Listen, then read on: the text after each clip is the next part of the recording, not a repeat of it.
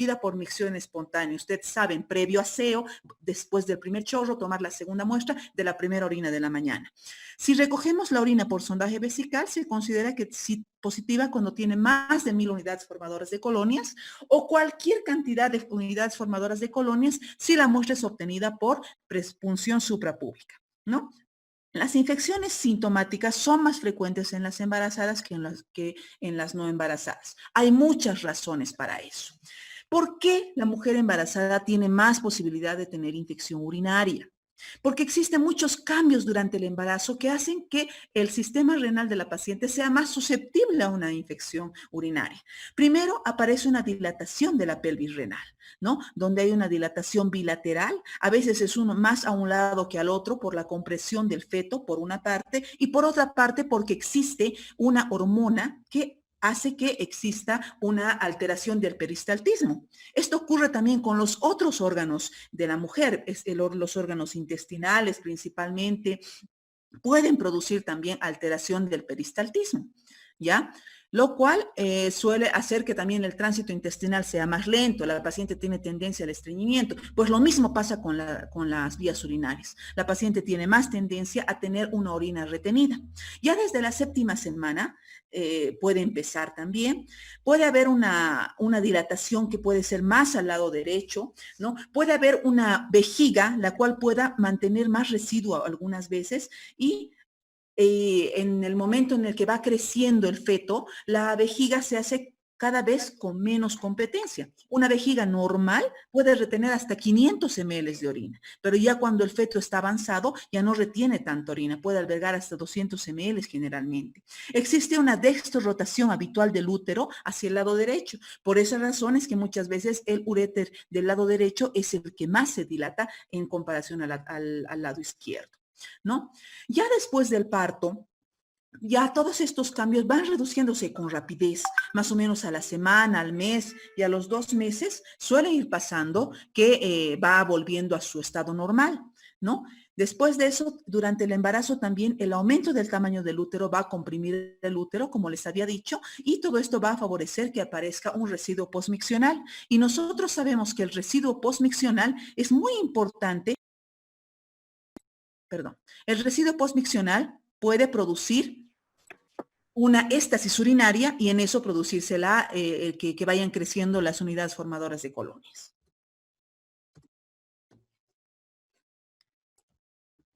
Muy bien. ¿Qué más va ocurriendo durante el embarazo? ¿Ya? Justamente lo que les decía hace rato, aparte de las modificaciones anatómicas, hay una hormona que produce justamente estos cambios. La progesterona disminuye el tono y la contractilidad de los músculos lisos. Va a reducir el peristaltismo ya desde el 2º mes del embarazo. Inclusive puede haber una auténtica atonía hasta el 7º y el 8º mes. O sea, el peristaltismo se pierde, las paredes se vuelven mucho más flácidas. Ya en el trígono vesical puede haber una hiperemia, lo cual va a facilitar que los gérmenes se adhieran más fácilmente. Por otra parte, también va a haber una disminución del tono del esfínter ureterovesical. Todo esto va a ayudarnos a que haya más estancamiento de la orina y también que haya incluso un reflujo vesicoureteral, ¿no? Por otro lado, la longitud del riñón también aumenta aproximadamente en 1 centímetro. La posición de la vejiga también se cambia porque se vuelve un poco más abdominal que pélvica, precisamente porque la cabeza fetal o las partes fetales empiezan a ocupar la pelvis. Hay un aumento del volumen circulante, o sea, hay mayor cantidad de líquido con la paciente, lo cual va a incrementar el filtrado glomerular, más o menos en un 30 o un 50%. Existe una alcalinización del pH de la orina, un aumento de la concentración de los azúcares y los aminoácidos. También existe una disminución de la capacidad de reabsorción tubular de la glucosa, y lo cual nos va a causar una glucosuria. ¿Y qué causa la glucosuria? Pues mayor facilidad de un crecimiento de los genes.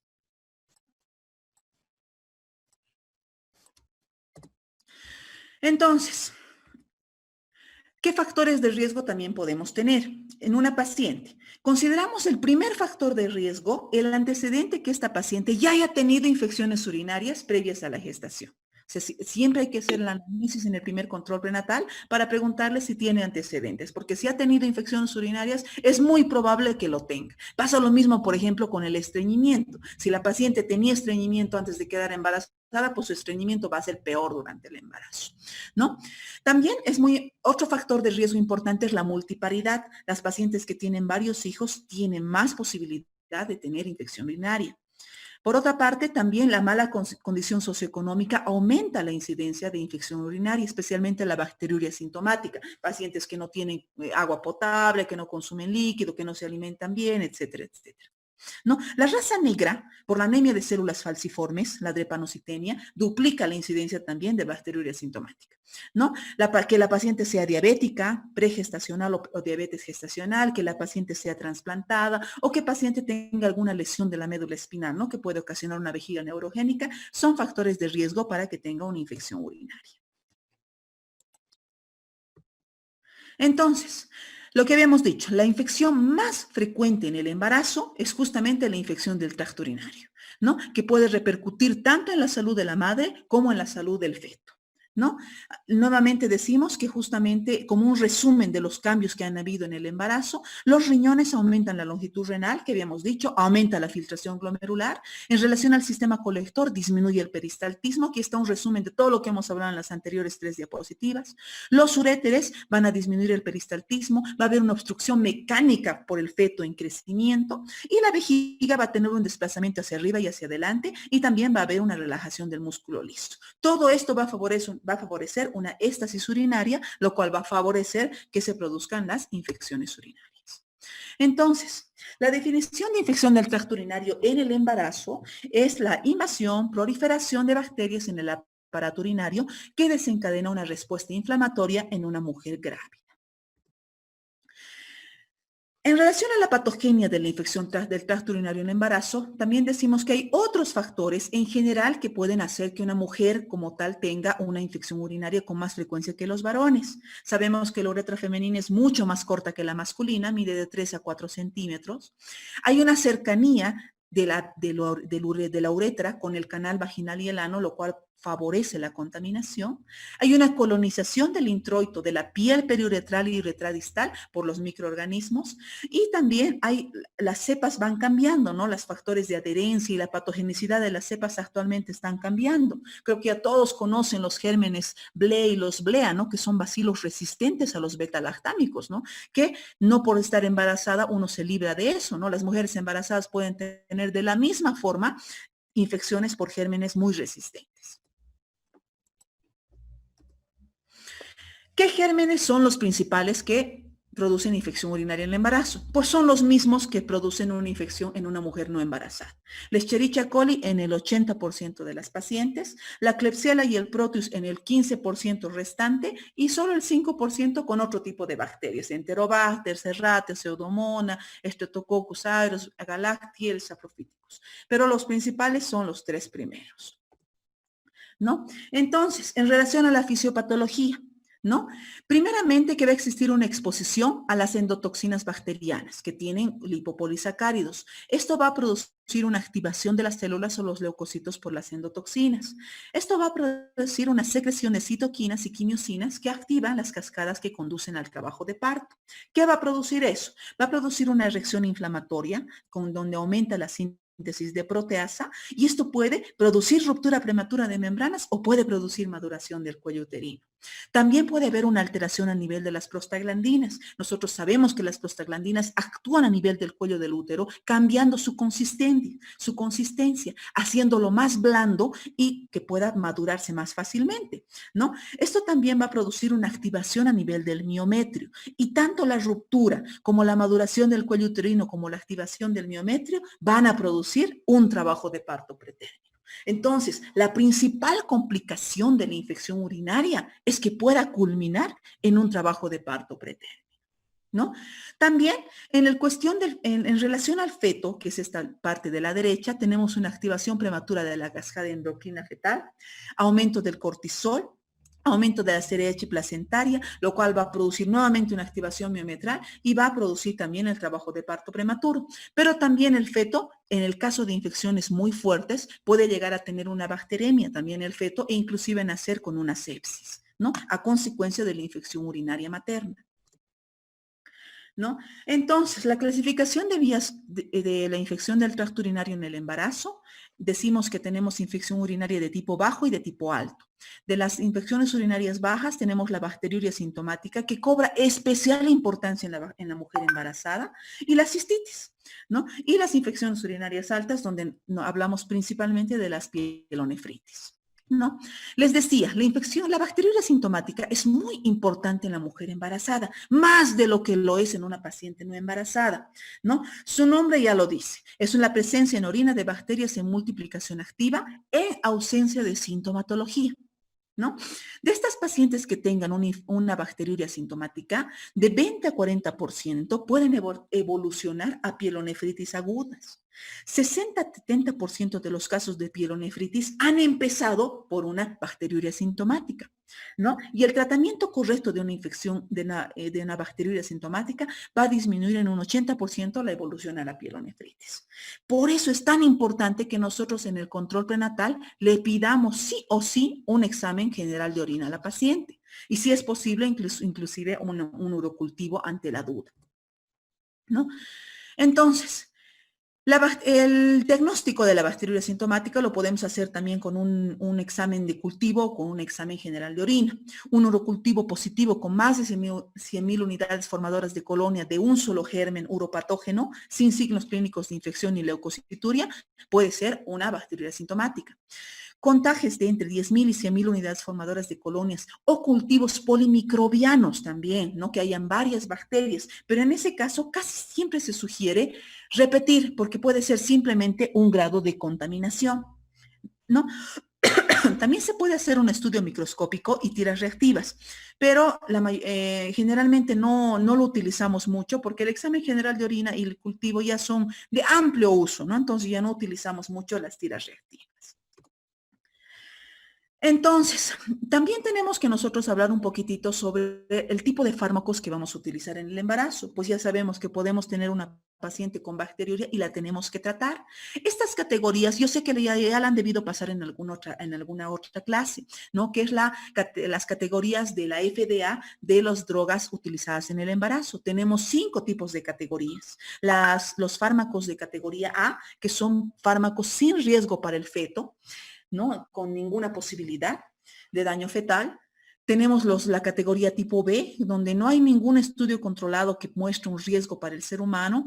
Los estudios en animales sugieren una potencial toxicidad, pero no hay estudios en humanos. Aquí están la mayoría de los medicamentos que utilizamos para las infecciones, betalactámicos, cefalosporinas, astronam, clindamicina, etcétera, están en este grupo. La nitrofurantoína, que lo utilizamos mucho para las bacterias asintomáticas. Generalmente utilizamos de este grupo.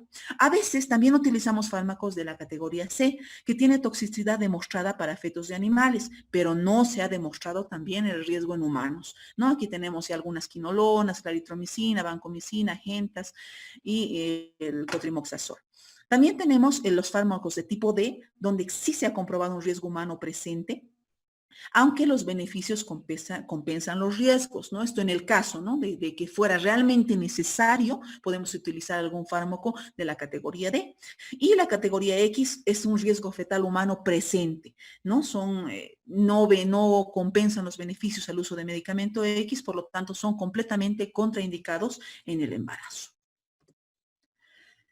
Entonces, habíamos hablado de qué tipo de medicamentos, porque tenemos que hacer un tratamiento de estas pacientes. Las pacientes con bacteriuria sintomática tenemos que hacerle un tratamiento de preferencia según antibiograma, si es que tenemos la posibilidad de tratar de tener un cultivo, digamos, ¿no? Entonces buscamos el antibiograma y utilizamos el mejor medicamento basándonos en la categoría de clasificación de la FDA. También tenemos que aumentar la ingesta hídrica, mejorar la frecuencia de la micción, es decir, cambio de hábitos en la paciente. También se ha dicho que podemos ayudar con la acidificación de orina con vitamina C, aunque no es algo que está completamente comprobado, pero se puede decir a la paciente para tratar la bacteriuria sintomática, ¿no? Entonces, si no tenemos nosotros un urocultivo con un antibiograma, a veces podemos dar algún tipo de tratamiento que sea sin necesidad de tener el antibiograma. Utilizamos muchas veces la nitrofurantoína, que les decía está en el grupo C, perdón. 100 miligramos 3 a 4 veces al día por 7 a 10 días. Podemos utilizar la cefradina de 500 miligramos, podemos utilizar la cefalexina, la ampicilina también podemos utilizar, especialmente cuando tenemos riesgo de estreptococo beta-hemolítico. También podemos utilizar el cotrimoxazol, aunque no lo utilizamos en el primer trimestre. ¿Ya? Entonces, esto en el caso de que tengamos que hacer un tratamiento empírico, ¿no? Pero si tenemos un resultado del antibiograma, de preferencia utilizar el medicamento que el antibiograma nos presenta. Ahora, pasamos a lo que son las cistitis. No, la cistitis es otro tipo de infección urinaria de tipo bajo, afecta a la pared y la mucosa de la vejiga, ¿no? Generalmente es una infección del tracto urinario primaria, no siempre aparece con bacteriuria sintomática, a veces puede aparecer directamente. La incidencia es del 1 o 2% de todas las embarazadas. No se ha comprobado que haya mucha relación con parto prematuro en pacientes que tengan solamente cistitis, ¿no? No todas las pacientes con cistitis tienen urocultivos positivos, algunas no lo tienen, ¿no? Y una cistitis como tal, como concepto, se debería limitar casi siempre a la vejiga, ¿no? Sabemos la clínica de la cistitis, no cambia mucho con las pacientes no embarazadas, pueden tener urgencia miccional, poliacuria, disuria, dolor suprapúbico, hematuria, orinas turbias o fétidas, sensibilidad a la palpación. Si la paciente le hacemos un tacto vaginal, por ejemplo, puede a veces ser sensible los puntos ureterales inferiores a nivel de la vagina, o a veces puede tener una fiebre muy baja, ¿no? Porque la infección está justamente a nivel de la vejiga. ¿Qué pruebas les pedimos? Lo mismo, le pedimos una prueba de sedimento, donde tenemos que ver si existen células de pus, hematuria, si existe leucocituria, ¿no? Generalmente se dice que por más de 10 ya tenemos que pedir un urocultivo, si tiene nitritos positivos o si tiene cambios del pH neutro o alcalino, y si el urocultivo tenemos más de 100.000 unidades formadoras de colonias, ¿no? Algunas veces tenemos urocultivos negativos, entonces tenemos que pensar que tal vez el problema está a nivel de la uretra, ¿no? Y a veces hay un síndrome uretral agudo con infección, pero que todavía no está llegando a crecer el cultivo. ¿Qué hacemos cuando tengamos una paciente con una cistitis? ¿No? Hacemos el tratamiento, si tenemos cultivo y antibiograma, pero si no lo tenemos o si la paciente está con demasiada sintomatología para esperar los 3 a 4 días del resultado, podemos empezar con tratamiento. Podemos empezar amoxicilina con ácido clavulánico, 500 miligramos cada 8 horas por 7 días, cefuroxima, la cefixima, que tenemos de muy fácil acceso en nuestro medio, ¿no? La fosfomicina es un excelente medicamento para pacientes que tengan alergia a los betolactámicos. La ventaja que tiene es que es una sola dosis y sí tenemos a la venta. No cubren los seguros de la Seguridad Social ni el SUMI, pero la paciente puede comprarse y es una sola dosis, ¿no? Lo cual te disminuye los efectos secundarios y te asegura la adherencia al tratamiento también, ¿no? Y la nitrofurantoína, que se puede utilizar también de 50 a 100 miligramos, 3 a 4 veces al día por 7 días. ¿Cómo hacemos el seguimiento a una paciente tratada? Le realizamos un urocultivo a una semana después de finalizar el tratamiento o mínimo 4 días después de haber finalizado el tratamiento. Tenemos que sí o sí vigilar las recidivas que pueden existir, ¿no? ¿Por qué? Porque 25% de las embarazadas con cistitis pueden experimentar otro nuevo episodio de infección urinaria durante el embarazo, ¿no?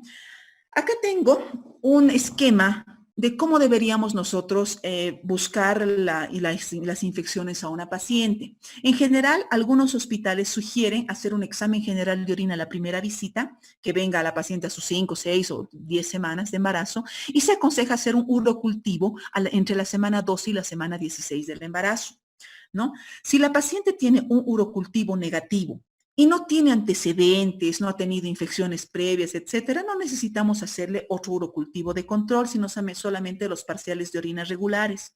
Si la paciente tiene un urocultivo negativo, pero tiene riesgos, tiene antecedentes, tiene partos prematuros previos, tiene infecciones previas, podemos hacerle un urocultivo mensual, ¿no? Y ver, según esto, y hacer el tratamiento, ¿no? Si el primer urocultivo a la semana 2 y la semana 16 nos sale positivo, pues hay que hacer el tratamiento según antibiograma y hacer el urocultivo después del tratamiento y continuar haciendo los urocultivos mensuales si es que nos sale negativo.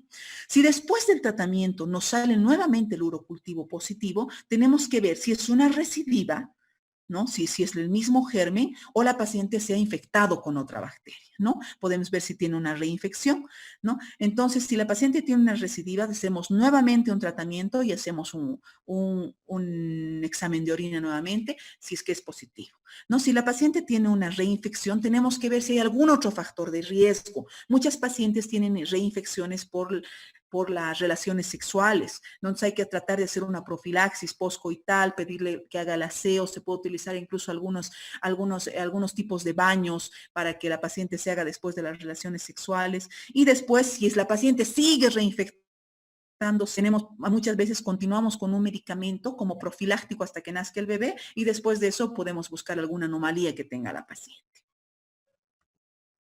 ¿Ya?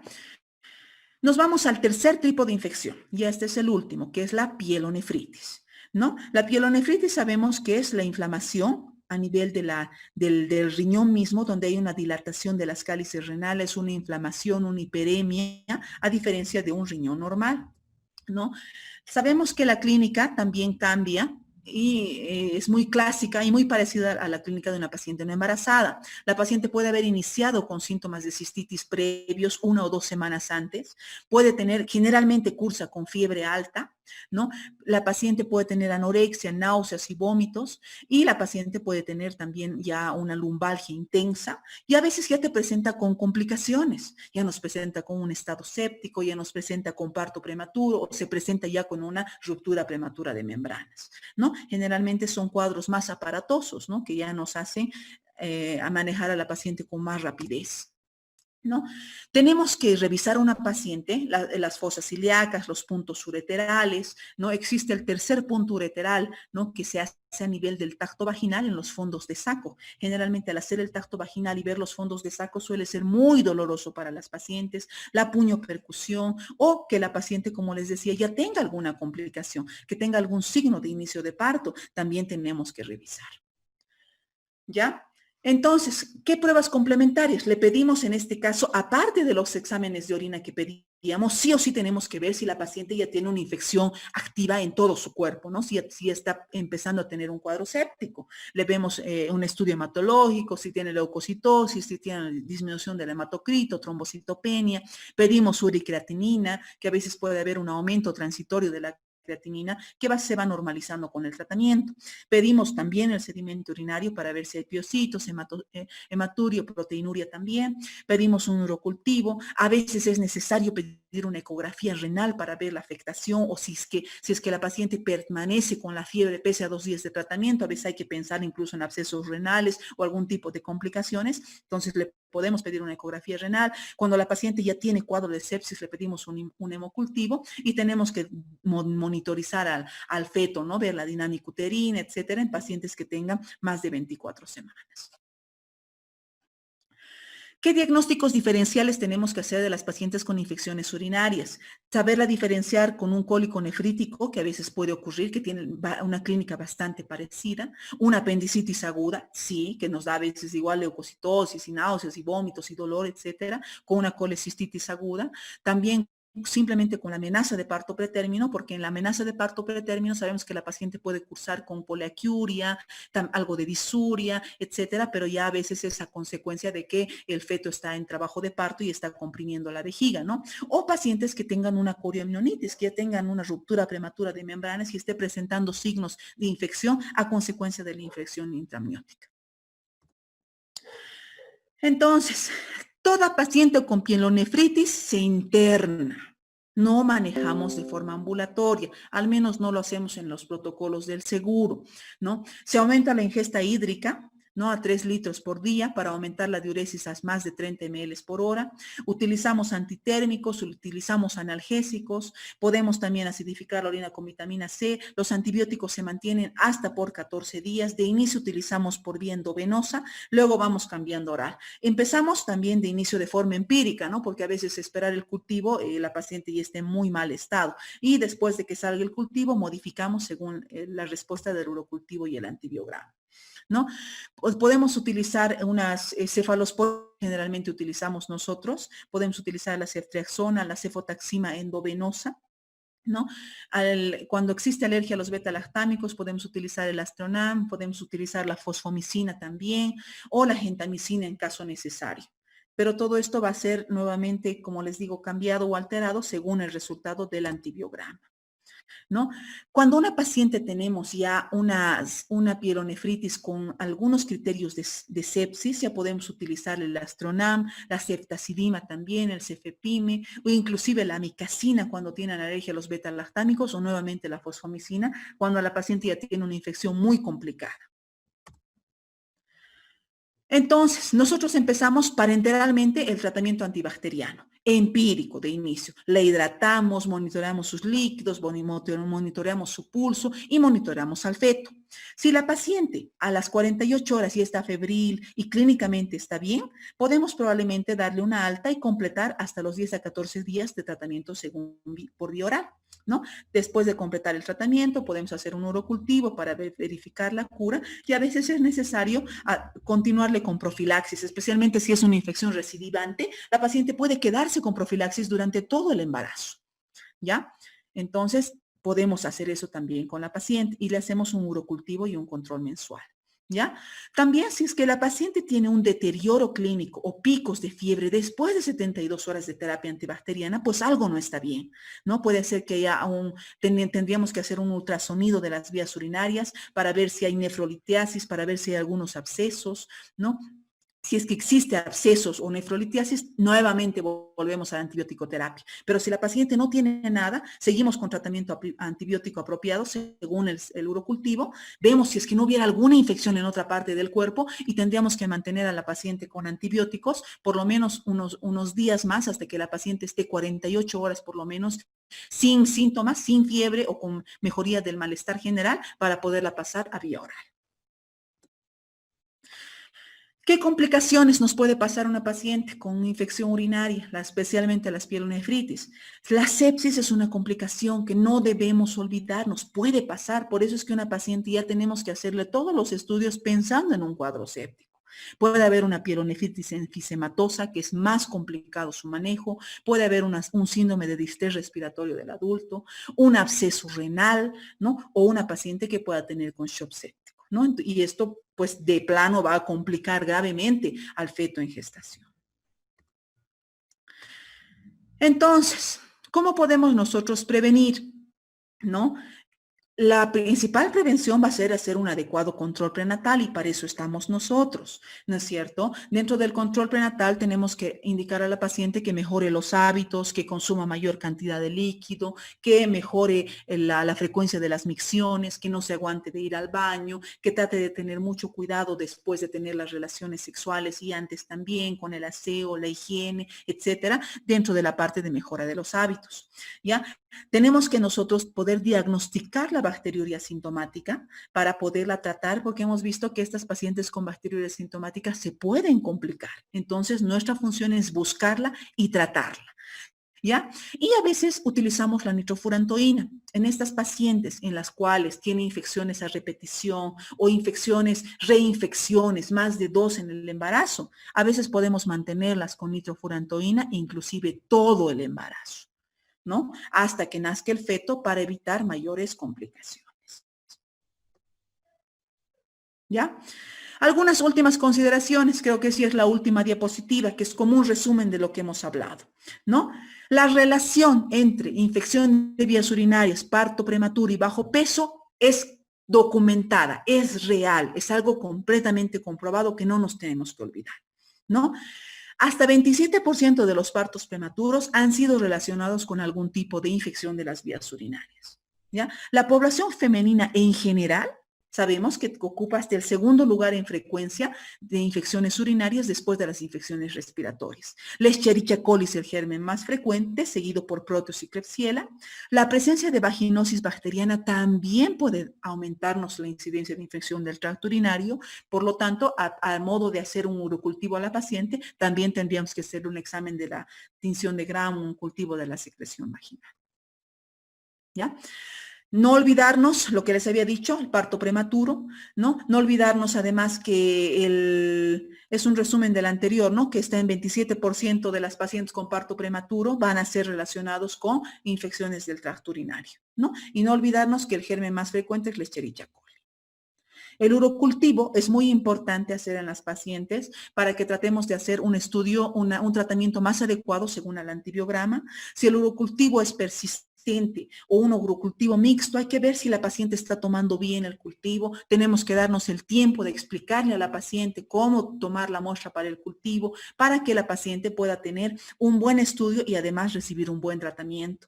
¿Ya? Gran parte de esto es el control prenatal, ¿no? El tiempo que tenemos que darnos a las pacientes para que modifiquen sus hábitos, para que tomen bien la muestra, para tantas cosas de esta patología que es tan frecuente en la mujer embarazada. Muy bien, muchas gracias. No sé si tienen preguntas. Les escucho. Yo tengo una pregunta, doctora. ¿La hematuria es exclusivamente de la pielonefritis o también puede ser de una ITU baja? Te cuento que inclusive puedes encontrar hematuria microscópica en una paciente solo por el hecho de estar embarazada. Ya pueden haber algunos cambios, se dice que hasta una hematuria de no más de 5 por campo puede existir incluso de forma normal, por lo tanto la hematuria microscópica y macroscópica puede aparecer en una infección baja y en una infección alta, en ambos. Lo que nos puede diferenciar un poquitito la infección urinaria alta es la presencia de cristales, ¿no? Que es igual que en una paciente no embarazada, ¿no? La cristaluria a veces nos hace ya pensar en una infección mucho más alta. Gracias, doctora.